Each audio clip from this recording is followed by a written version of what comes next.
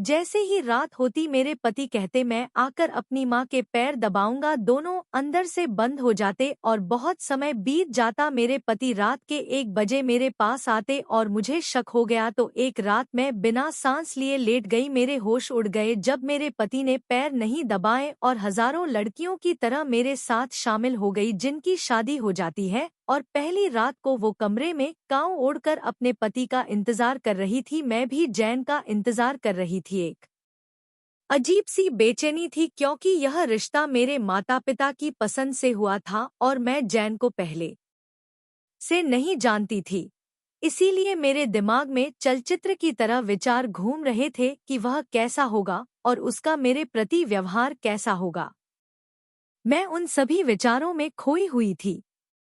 इससे कोई फर्क नहीं पड़ता था कि रात के 1 बज चुके थे, इसलिए वह मेरी आंखों से कहीं दूर जा चुकी थी।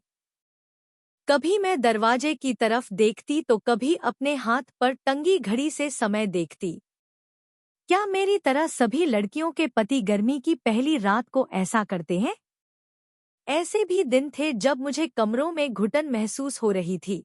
मन कर रहा था कि कहीं बाहर जाकर शहर में बैठ जाऊं।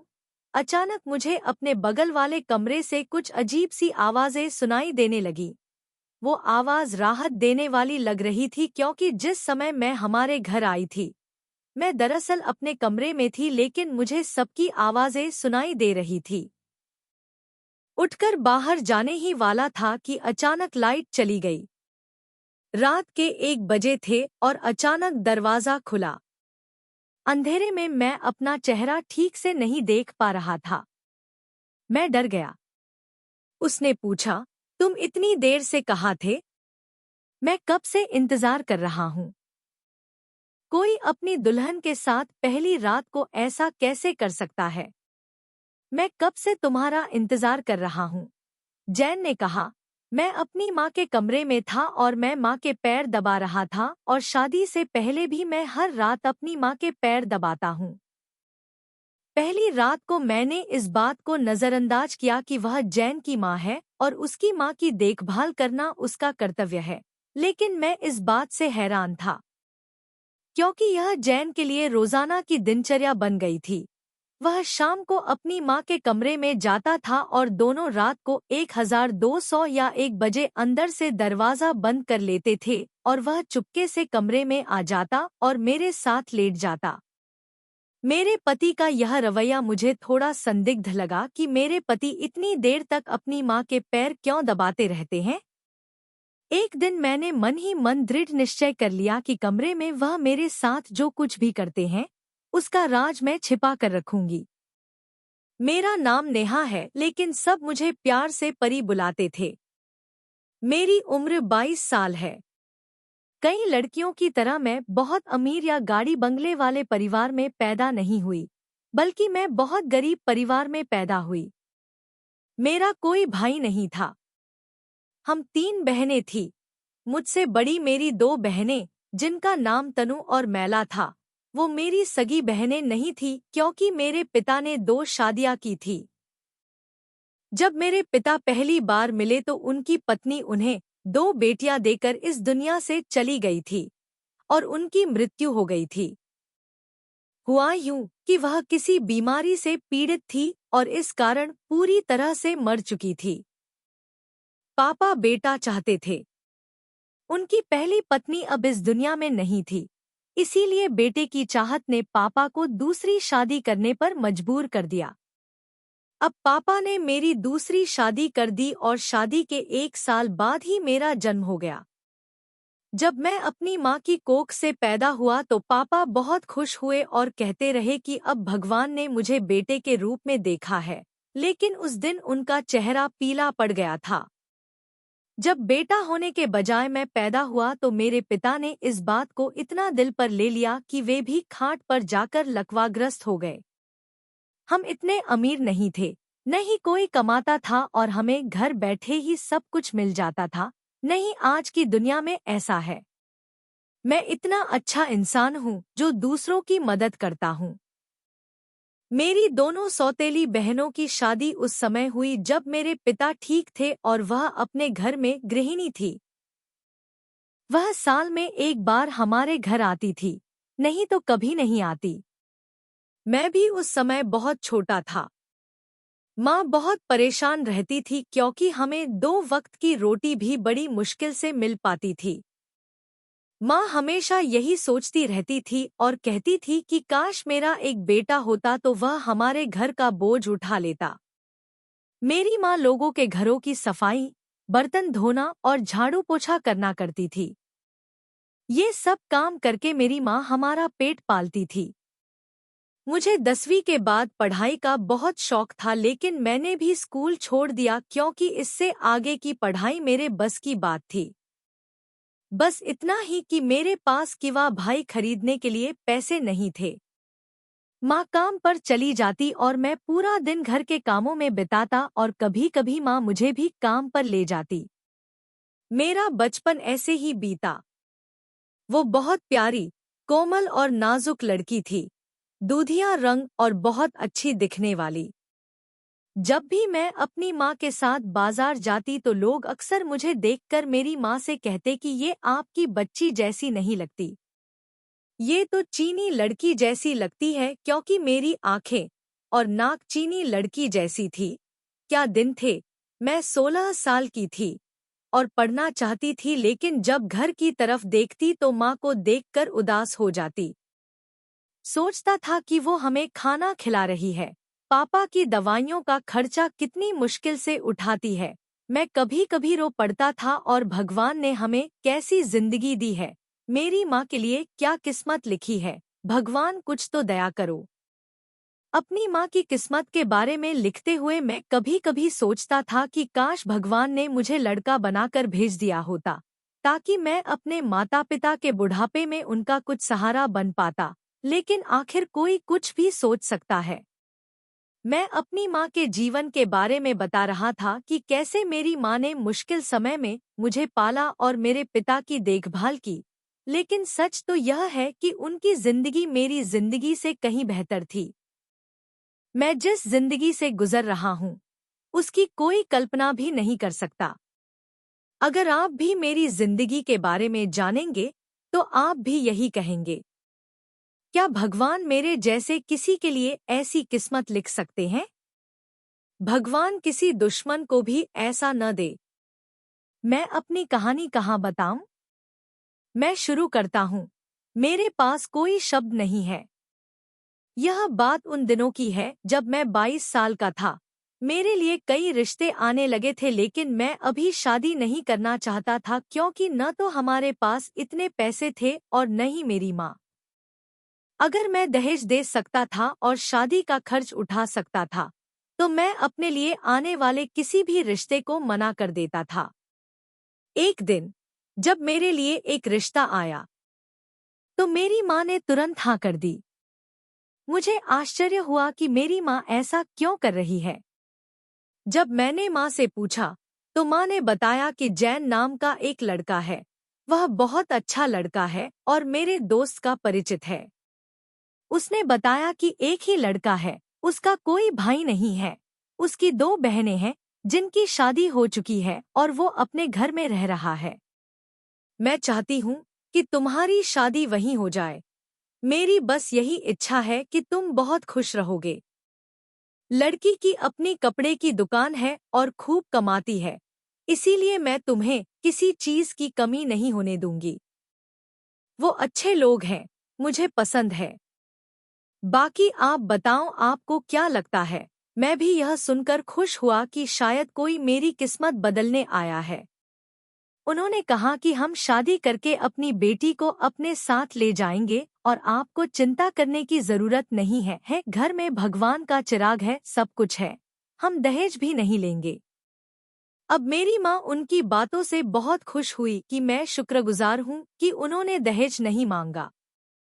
अगर वो कहते तो हम कहाँ जाकर उसे पूरा कर देते। मैं खुद भी इस बात से बहुत खुश था। मेरा रिश्ता पक्का हो गया और उन्होंने शादी के लिए सिर्फ 1 हफ्ते का समय दिया। मुझे इतनी जल्दी शादी करने की बात कुछ समझ में नहीं आई। किसी तरह शादी हो गई और मैं उनके घर आ गया। घर बहुत खूबसूरत था। 3 मंजिल पर बना हुआ था। मैं देख सकता था।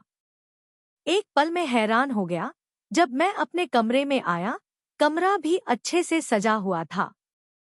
मुझे एक पल के लिए अपनी किस्मत पर यकीन ही नहीं हुआ कि मेरी किस्मत इतनी अच्छी हो सकती है। मैं जो हर वक्त शिकायत करता रहता था, मेरी किस्मत इतनी खराब क्यों थी? पर शायद भगवान को मुझ पर दया आ गई थी और उन्होंने मुझे बचा लिया था। जैन बहुत अच्छे इंसान थे और सबसे खास बात यह थी कि मेरी सास बहुत अच्छी थी। उन्होंने शादी के पहले दिन से ही मुझे बहुत प्यार किया। जब मैं घर आई तो मेरी सास ने मुझसे कुछ मीठा बनाने को कहा।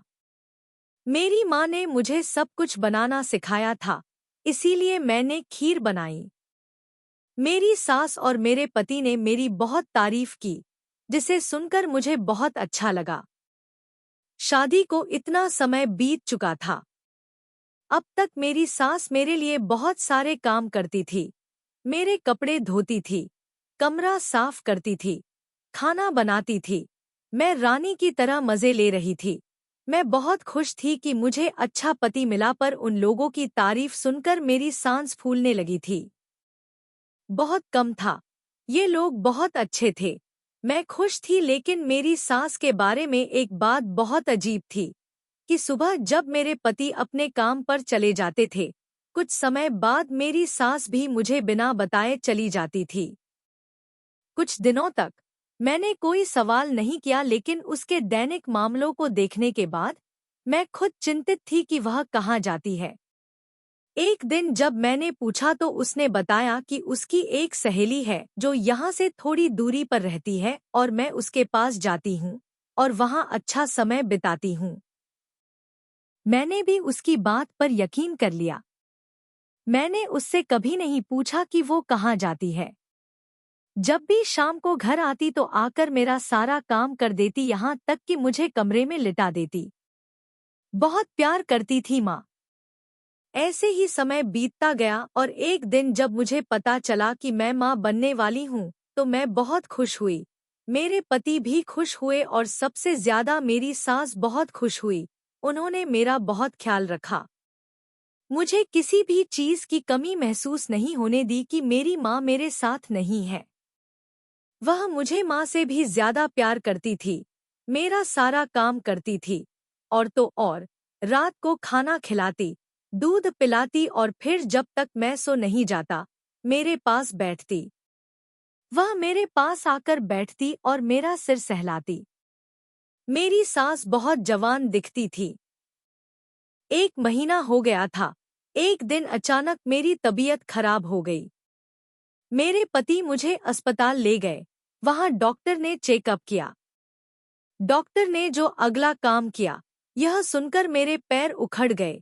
मेरी तबीयत इतनी खराब हो गई कि मुझे अपना बच्चा खोना पड़ा। इन सब के कारण मैं 1 हफ्ते तक बिस्तर पर रही। मेरे पति ने मेरा ख्याल रखा और बहुत दिलासा दिया। मेरी सास ने मुझे खुद ले जाने को कहा और उन्होंने खुद मेरा ख्याल रखा। 1 सप्ताह के बाद मैं अपनी पुरानी जिंदगी में वापस आ गई। जैसे जैसे समय बीतता गया, मैं भगवान से प्रार्थना करती रही कि मेरी गोद भर दे और इसे फिर से हरा भरा कर दे। मेरे पति ने भी मुझे दिलासा दिया कि कोई उम्मीद नहीं है और एक बार फिर तुम माँ बन सकोगी। एक बार फिर मैं गर्भवती हो गई। मेरी खुशी का ठिकाना नहीं था और इस बार फिर 2 सप्ताह के बाद मेरी तबीयत खराब हो गई और मेरा बच्चा फिर से हुआ। लेकिन आश्चर्य की बात यह थी कि मेरे पति और सास के रवैये में कोई बदलाव नहीं आया। हर सास की तरह मैं भी बेदम हो जाती थी और अपनी बहू को ताने मारती रहती थी। मैं इतनी हैरान और चिंतित थी कि मेरे साथ जो हो रहा था उसके बारे में सोचकर ही मुझे बीमार होने लगा और उन सभी का प्यार और स्नेह मेरे लिए कम नहीं हो रहा था। मुझे 3-4 बार प्रसव पीड़ा हुई, लेकिन ऐसे ही मेरा बच्चा गिर जाता था। मेरी तबीयत हर समय खराब रहती थी। मुझे समझ नहीं आ रहा था कि मुझे और मेरे पति को क्या हो रहा है। जब वे मुझे डॉक्टर के पास ले गए तो उन्होंने कहा कि यह बहुत गंभीर बीमारी है। मैं पागल हो गई थी और समझ नहीं पा रही थी कि मुझे क्या हो रहा है और क्यों। मेरी सास ने इस दौरान मेरा बहुत ख्याल रखा। पापा भी दुनिया से चले गए। अब मेरी माँ अकेली रह गई थी। सब कुछ अजीब हो गया था। ये दुनिया खाली लगने लगी थी। ऐसा लग रहा था कि जितनी तेजी से मेरी जिंदगी में खुशियों की लहर आई थी, उतनी ही तेजी से मेरी जिंदगी खत्म भी हो गई थी। लेकिन फिर एक दिन मेरी जिंदगी में एक ऐसा मोड़ आया जिसने रूह को चीर दिया। वो दिन मेरे लिए किसी कयामत से कम नहीं था। उस दिन मेरी आंखों से सारी पट्टियां हट गई थी, जैसा कि मैंने अपने पति से पूरे जोर से कहा था। मेरी आंखें और कान उनकी बातें देख और सुन नहीं पा रहे थे। हुआ ये कि हमेशा की तरह मेरी सास ने मुझे एक गिलास दूध देकर सुला दिया था। मेरे पति काम से देर से आते थे और मेरी सास अपना खाना वगैरह खुद ही खा लेती थी। शादी के पहले दिन से लेकर आज तक यही रिवाज था। वही हुआ। मैं सो गई। अचानक मेरी प्यासी आंख खुल गई। आखिर में मैं पानी के लिए कमरे से बाहर आई। सिर चकरा रहा था। फिर भी चीजों का सहारा लेते हुए मैं रसोई में आ गई। पानी पीकर कमरे में आ ही रही थी कि अचानक हंसने की आवाज मेरे कानों में पड़ी। आवाज मेरी सास के कमरे से आ रही थी। मैं कमरे के पास गई और कुछ सुनना चाहा तो मैंने सुना कि मेरे पति भी कमरे से हंस रहे थे। आवाज आ रही थी। मैंने गौर किया कि निधि मेरी सास का नाम था। जब नेहा उठे तो यह कहना, फिर आगे से अमन बोले कि वह नहीं उठने वाला। मैंने उसे नींद की गोली देकर सुला दिया है। वह सुबह तक नहीं उठेगा। यह बात उन दोनों ने सुनी। फिर वह जोर जोर से हंसने लगा। यह सुनकर मैं बेहोश होने ही वाला था।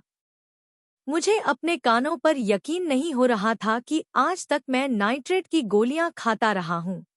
इसीलिए सुबह से पहले होश नहीं आ पाया। मैं सोच रहा था कि ये लोग मेरे दोस्त हैं। वे साथ में क्या कर रहे हैं? मैंने सुनने की कोशिश की कि वे क्या कह रहे हैं, लेकिन सुन नहीं पाया। अगले दिन मैं सामान्य रूप से उठी और उन्हें यह संदेह नहीं होने दिया कि मैं उन पर शक करने लगी हूँ। दिन ऐसे ही बीता और रात को मेरी सास दवा लेकर आईं। वे कमरे में गईं। मैंने उनका ध्यान भटकाया, गोली छिपाई और उन्हें यह एहसास दिलाया कि मैंने दवा खा ली है। कुछ देर बाद मेरी सास उठकर अपने कमरे में चली गई। मेरे पति के आते ही वो अपने कमरे में चली गई। कुछ देर बाद उनके हंसने की आवाज आने लगी। मैं फिर उठकर कमरे के बाहर कान लगाकर उनकी बातें सुनने लगी। आज मैंने वो सुना जो काश उन्होंने कभी नहीं सुना होता। मेरे पति मेरी सास यानी निधि से कह रहे थे, मुझे लगता है ये औरत भी बच्चा पैदा करने वाली है। अगर तुम ऐसा नहीं कर सकते तो मुझसे दोबारा शादी करने का क्या फायदा? मैं तुमसे बच्चा पैदा नहीं कर सकती थी, इसलिए मैंने शादी कर ली। लेकिन अब मैं कभी माँ नहीं बन सकती। अब मुझे क्या करना चाहिए? मुझे बच्चा चाहिए और मैं इसे किसी भी कीमत पर चाहती हूँ। निधि ने कहा, हाँ, मैं अपने पति की संतान हूँ और मैं तुम्हारी शादी उससे भी अच्छी लड़की से करवा दूंगी और वह तुम्हें बच्चा देगी। जैन ने कहा, इसका क्या करना है? निधि ने कहा, ऐसे ही मर जाएगी। फिर इस पर दोनों हंस पड़े। यह सब सुनकर मेरे पैरों तले से जमीन निकल गई। क्या मैंने कभी ऐसा किया है? सोचा भी नहीं था कि जिस महिला को मैं अपनी माँ का दर्जा दे रहा हूँ, वह मेरे पति की पहली पत्नी है। मुझे समझ में नहीं आ रहा था कि मेरे साथ क्या हो रहा है। मैं जल्दी से अपने कमरे में भागी और कुंडली कमरे में रख दी। वो रोने लगे। मेरे साथ ऐसा क्यों हुआ? मैंने ऐसा क्या किया था कि मुझे ये सजा मिली? अब मुझे खुद पर गुस्सा आ रहा था। मैं अपनी मौत को बहुत करीब से देख रहा था। मेरे दिल में एक ख्याल आया कि सुबह जैन के काम पर चले जाने के बाद एक बार निधि से पूछूंगा। अगर पूछूंगा कि उन्होंने मेरे साथ ऐसा क्यों किया तो एक बार उनसे जवाब जरूर पूछूंगा। रोते रोते कब नींद आ गई पता ही नहीं चला। सुबह जब मेरी आंख खुली तो जैन काम पर जा चुका था। मैं उठकर सीधा निधि के कमरे में गया। निधि मुझे देखकर हैरान थी। मैं उसके पास गया और उसका हाथ पकड़कर बैठ गया। निधि, तुमने मेरे साथ ऐसा क्यों किया? मेरे साथ इतना बड़ा विश्वासघात कैसे हो सकता है? मेरे इस सवाल पर निधि को करारा झटका लगा। उस समय निधि अपनी असली अवस्था में आ गई और बोली, अब हमें तुम्हारी कोई जरूरत नहीं है। मैं बच्चा पैदा नहीं कर सकती थी, इसीलिए जैन और मैंने मिलकर ये सब किया। पर मैं भी नहीं चाहती थी कि जैन को कभी बच्चा हो, इसीलिए मैं भी तुम्हारे बच्चे को जन्म देना चाहती थी। वो तुम्हें मारती पीटती रही और तुम्हें ऐसी ऐसी दवाइयां देती रही जिसकी वजह से अब तुम अंदर से पूरी तरह से खाली हो गई हो। बहुत जल्द तू शिखर पर पहुंचने वाली है। वो तुझे दूध में दवाई मिलाकर देती थी। देख मैंने तेरी क्या हालत कर दी है। ये सब मुझे तेल जैसा लग रहा है। मैंने निधि को कंधा पकड़कर बुलाया और सिर्फ इतना कहा कि भगवान न्याय करने वाले हैं। तूने जो किया उसकी सजा तुझे जरूर मिलेगी। मैं तुझे अब कुछ नहीं बताऊंगा। भगवान मुझे न्याय देंगे और तुझे उसकी सजा जरूर देंगे। मैं वो घर छोड़कर आ जाऊंगा। मैं अपनी माँ के पास गया था। कुछ दिनों बाद खबर आई कि उन दोनों की कार एक ट्रक से टकरा गई और वे वहीं मर गए। भगवान की आवाज उनकी छड़ी पर है। अब मैं भी अपने जीवन के अंतिम दिन गिन रहा हूँ। मैंने भगवान के फैसले को स्वीकार कर लिया है। कुछ दिनों बाद मेरी माँ भी मुझे और इस दुनिया को छोड़कर चली गई। मैंने एक अस्पताल में सफाई का काम करना शुरू कर दिया जहाँ से मैं कुछ पैसे कमा रहा था और अपना जीवन यापन कर रहा था। इस अस्पताल में एक आदमी था जो मालिक के तौर पर काम करता था। दुनिया में उसका कोई नहीं था।